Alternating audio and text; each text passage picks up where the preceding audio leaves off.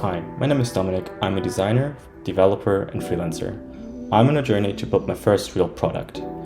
And in this series, I'll document everything from designing to coding and to marketing and shipping said product. Welcome to From Square One. So, hi there. I'm going to give you a quick rundown on what this project is, what this product is supposed to be, and how far I got already. So this product aims to help to solve a couple of things. One of them is helping photographers and agencies communicate with each other better in a review process, streamlining said review process, making it easier to organize and archive data, and also securing and making links more secure. Another benefit that I hope to get out of this is to elevate the quality that the customer or end client perceives, as they don't get sent a random Dropbox or WeTransfer link, but rather something like a gallery that you can even theme or brand.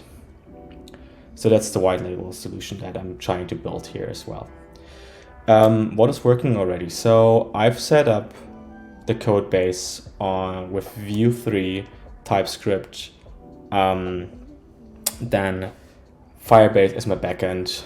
Currently, I'm working the basic authentication workflow with a login and a register and Google Auth. And also I have a hosting setup. The design for the front end is mostly done in the desktop. I have not footage of that, unfortunately, even though I said in the beginning I would also go through design stages. But that will come later then again, because I've only set up the desktop and I'm sure there's like a ton of screens that I'm missing. Also, the complete marketing website is not existent yet. So I have to figure out how to design it, how to keep it in style with the end product, and also how to make it stand out from the rest of the crowd. So what is the mission for today? My mission for today or tonight is to start working on the screen layout for the project. That means if I'm going to show this to you here, this is the whole thing I've set up yet. So here's the so over here you can see there is like the login, the authentication stuff. This is how the web app is supposed to look like in the end. So we have pictures, we have a sidebar with different workspaces. What those are, I will explain probably in a different episode. But imagine it to be like a different file, like a file explorer basically. So you can set up folders and upload pictures, obviously, and sets of pictures. The biggest selling point is supposed to be the sending out a link to a client, obviously, or an agency. So the agency can come and say, hey, look here in this corner, for example, over there, this is like too blown out. Can you please fix that? All of this you can do in this tool. The photographer can then re-upload the picture. You get a new version of it. Compare both versions then. And also you have a visual representation of what exactly the client needs, not just emails where it's like, hey, in image 2445, can you please, in the top right corner, there's a bit of blowout. Can you please fix that? Yeah, so I'll just continue filming while I work. And if something comes up where I feel like that's important or I should talk about it, I will definitely do just that.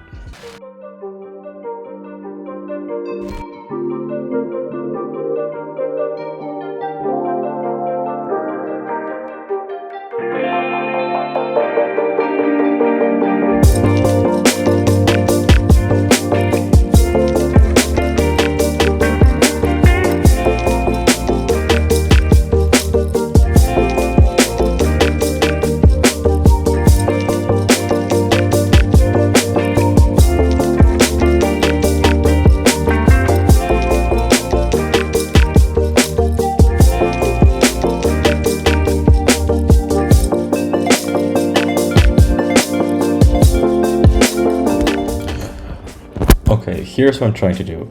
I have in my design this sidebar that you've been seeing me build. I want to be able to like make this wider or narrower depending on the screen and also depending on the user's liking. So I've been trying to find this the other day already to get something like this basically. So I'm gonna try to build that now. I shouldn't be too hard. The only thing that I'm kind of not sure about is how I will store the preference of the user, if I'm gonna actually store it in a database later, or if I'm just gonna store it in local storage or in session storage. So yeah, we'll see. Luckily, I've already included though a library called view use, and they do offer a use local storage solution, which is pretty cool because it can, as far as I know, read and write from the local storage. So it means if you change something, like if the user changes, updates it, it will be written into the local storage, and if you refresh the page, it will get the variable out of it without you having to do any extra boilerplate. So this composable is pretty cool. Yeah, anyways, like I said, let's see how I will implement this.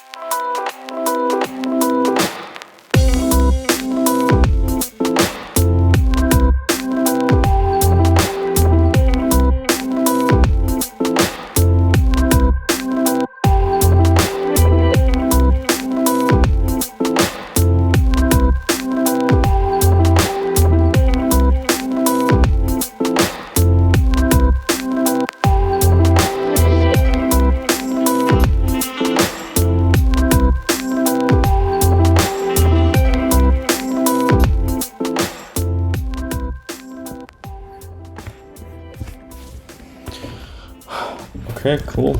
So this is working now. So it is not maybe the best solution. I still have to figure out how to fix the type error here. But overall, this is looking pretty good. So next step will be to figure out how to save this to local storage in the best possible way. Limit the width so you cannot go over, like for example up to here, but rather just like to here. But overall, they're happy with the result so far. Also, the text being like marked every time I move it is kind of shitty, but I'll figure something out. Worst case scenario, it just is like that, but I think I can figure something out there. So it's been a couple of days, actually probably more than 2 weeks, honestly. It was on a vacation and everything. But I did work more on the Sidebar functionality. Now it works pretty much how I imagine it to. So let me just pull this up.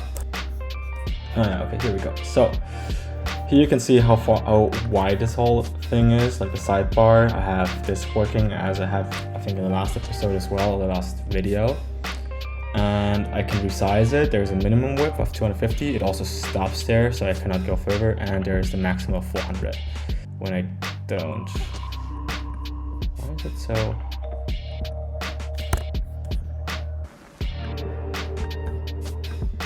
That's definitely a bug, I would say. Okay, but still good progress on this part, at least. I mean, it's not exactly much, but still. It also saves it to the local storage, not just session, but like general local storage. And if I delete that, it should reset to 300. Yeah, exactly, which is like the default. Let me try it again. Okay, size down works. Size up works. Not sure why this is not working. I think the next thing I'll do is just try to like get rid of the selection because I feel like that's definitely not ideal. Right. Also, so for functionality, if we look into my file here we have different like tiles and boxes in the grid. I want to be able to obviously move those around so people can have their own order of them. And I found this very cool library called Slick Sort, and it seems to be exactly what I need. Like, it has the possibility for animations. It works apparently also in different, like, it works in lists, which is also a view that I want to have, even though I don't have a layout design for that yet. But here, for example, you can see even better, honestly. So this works pretty well. It's really smooth, which I like. The only thing I think I need to figure out is how to make it work that when I hover over one, and it's a folder, it doesn't switch. Okay, but I'm getting ahead of myself. So first, disabling this.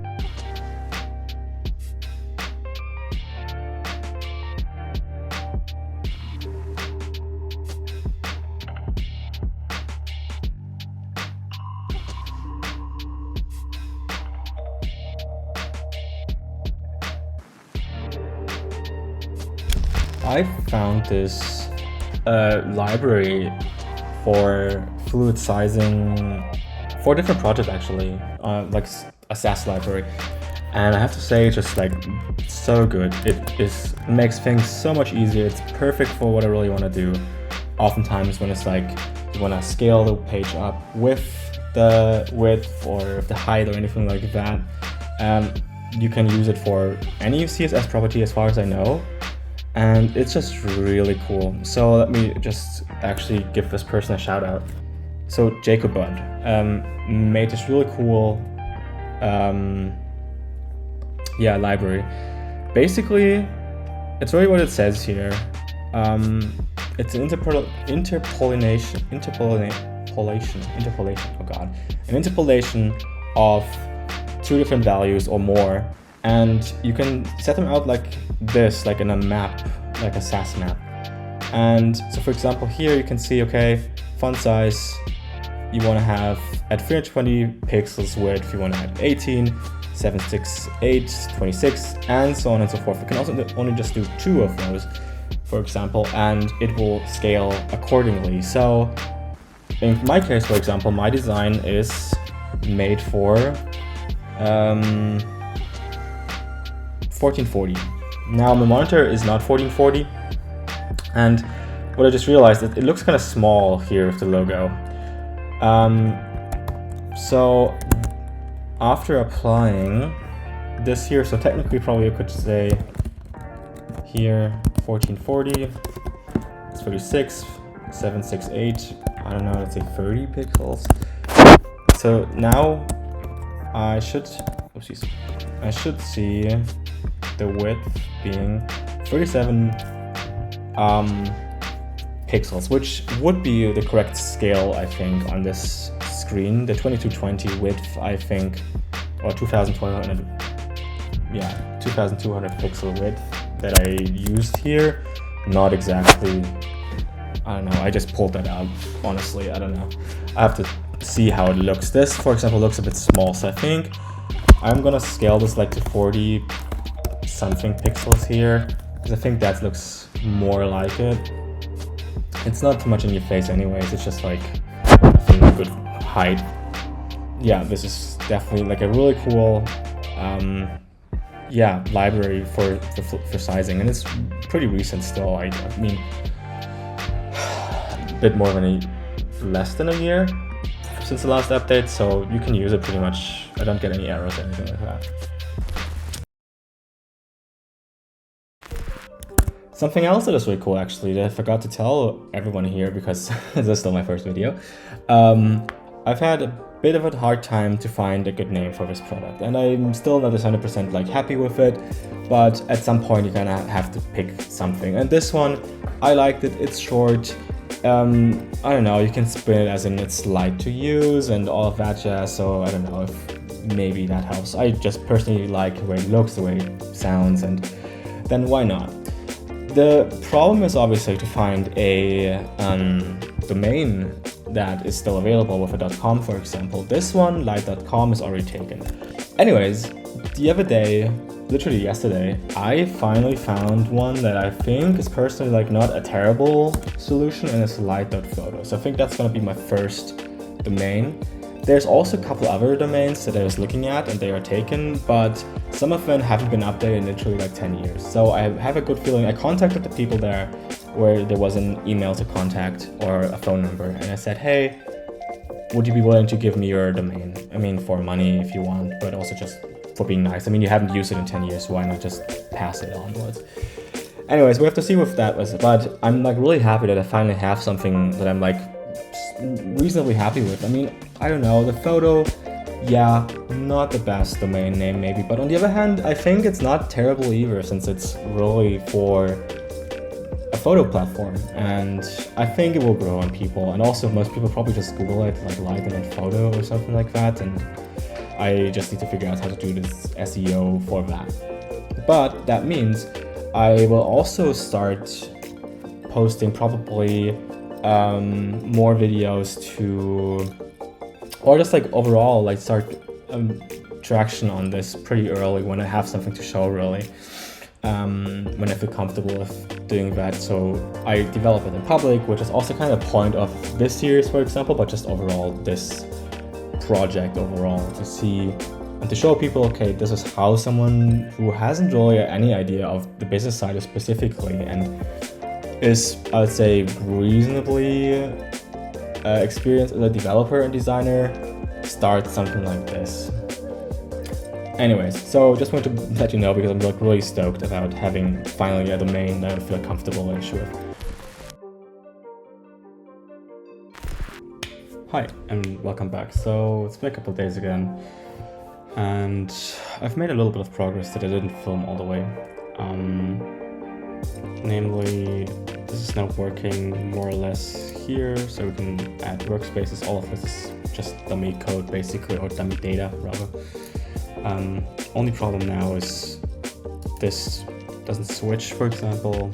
Obviously the routing here is completely not working at all. But there's like placeholders and stuff in place. 5 hours later. Okay, so good news. This works now. The next step in this part would be actually to figure out how to make it work. But when I go back, like it does update up here, just the UI doesn't update. So I have to figure that out. It shouldn't be too difficult, honestly. Anyways, thank you so much for watching. I hope I can continue this. See you soon. Bye.